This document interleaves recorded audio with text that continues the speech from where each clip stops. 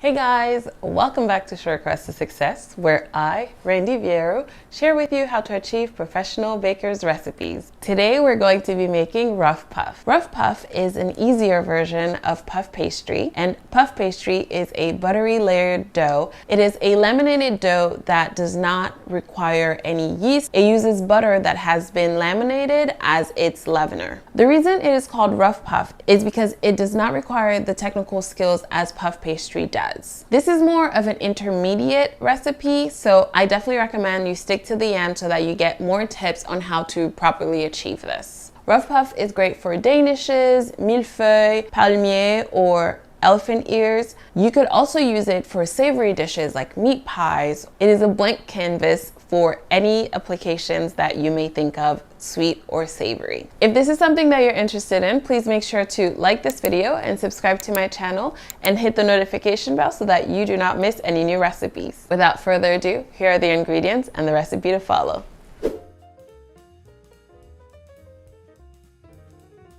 We're going to start by sifting our flour. Then we're going to add our salt. We're going to dump all of our butter at once. And I'm going to toss my butter in my flour. I cut them at about 1/4 to 1/2 inch. Once it's nicely tossed, I'm going to pick up the pieces and I'm going to press on them like so and just break them in about thirds or quarters. And I'm going to put them back into the flour. And you want to do this with all of the pieces. You can do a couple pieces at a time and then just make sure to toss everything afterwards.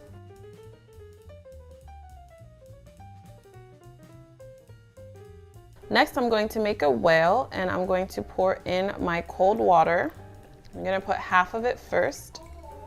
And I'm going to toss it together the same way, just to hydrate that flour a bit.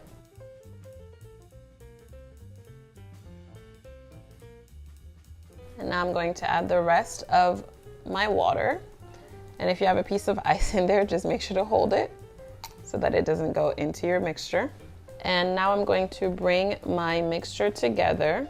I'm going to form a ball into my bowl and then I'm going to plastic wrap it and let it rest for 30 minutes in the refrigerator. During that time, our flour is going to hydrate more, and our gluten that we are developing right now, even though we're not moving too much or we're not kneading too much, our gluten is going to rest and relax.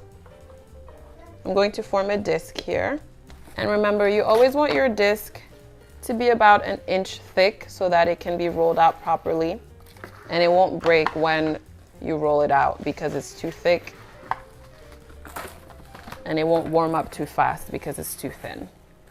Here we have, our disc is ready to go into the refrigerator for at least 30 minutes. Okay guys, our 30 minutes are up, and as you can see, these beautiful chunks of butter. You want to keep your plastic wrap as you're unwrapping because you're going to keep using it until you're done.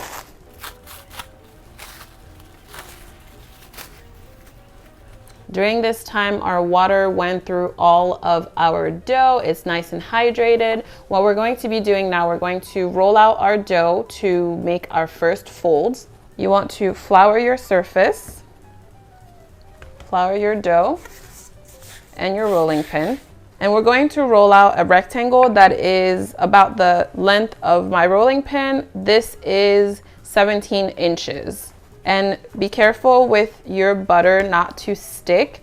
You want to make sure that you're flouring your surface, your rolling pin, and your dough. Don't worry too much if it breaks or if your butter is exposing itself because it's going to be all folded together.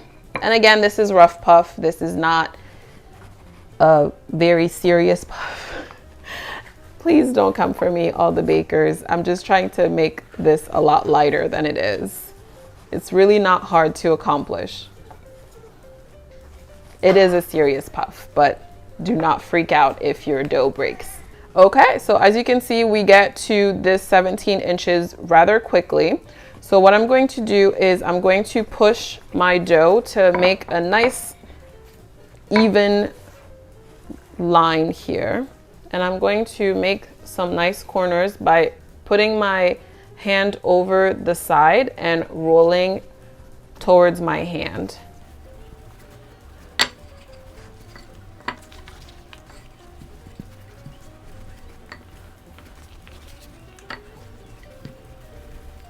All right, we have our rough rectangle now. And what we're going to do now, we're going to fold it in third. So what I'm going to do, I'm going to grab the bottom half and I'm going to fold it. And I'm going to grab the top half and I'm going to fold that over the fold that I just made. And this is going to be our first turn. This is going to make 3 layers of dough. Now I'm going to wrap it back up and let it rest into the refrigerator for another 30 minutes. And I'm going to repeat the rolling out and folding in thirds 3 more times. And you will see as we keep going, our dough is going to look smoother and smoother. This is after our first turn. So we're going to repeat the same thing.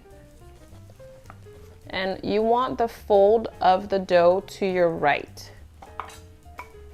the long way.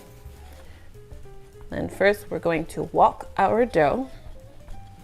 And that just means pressing with the rolling pin without actually rolling. This is going to ensure that our dough is not going to break, and it's actually also going to ensure that our dough is going to roll out evenly. Then we can start rolling it up and down.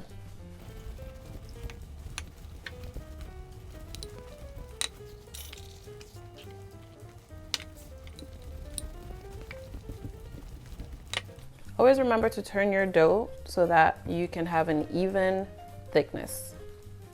All right, I am at a good length. We're going to fold it like we did in the first one. We're going to fold it away from us 1/3.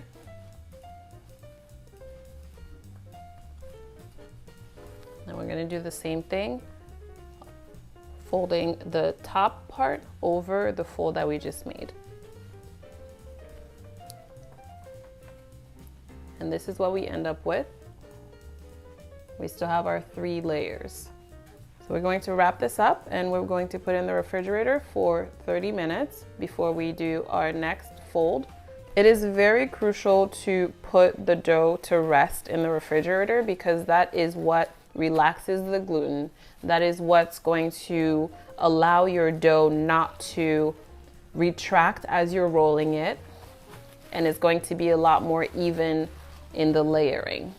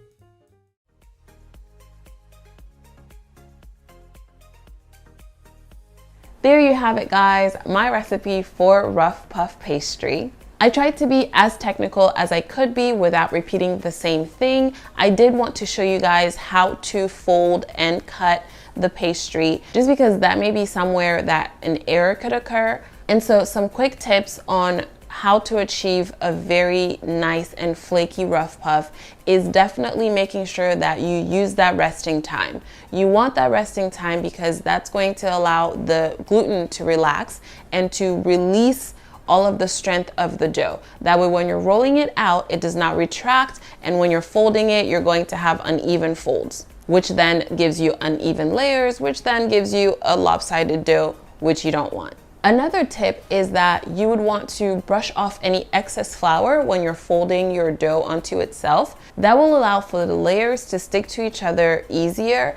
I didn't brush mine off because I didn't think that I had too much flour on there, but if you're flouring your surface and your dough and your rolling pin constantly, you just want to make sure that that extra layer of flour is just brushed off before you do your folds. And finally, a neat trick to make sure that you have a nice rectangle each and every time that you do your fold is to cut the excess off of one end of your dough and kind of Tetris place it into the inside part of the dough. That way you will have a nice line that you fold onto and you don't have these pockets that don't have any dough. Or else for those parts, they're not going to rise as evenly just because they don't have that dough and those layers to rise. So just cut one piece. I usually do the top one because I fold the bottom third over the middle. So I cut the top one and then I just cut those pieces as you saw to fill in any pockets or any empty pockets that are there. So there you have it, guys. I hope that you enjoyed this video and I hope that it was helpful. Rough puff pastry is a little bit scary, but I promise you, if you follow these tips and you follow these steps, you will definitely have a good time and a great pastry. Also, if you would like to learn how to make actual puff pastry, stick around and make sure to like this video and subscribe to my channel and hit the notification bell because that will let you know when I drop the recipe for puff pastry. Thank you guys so much for watching and I'll see you in the next video. Cheers.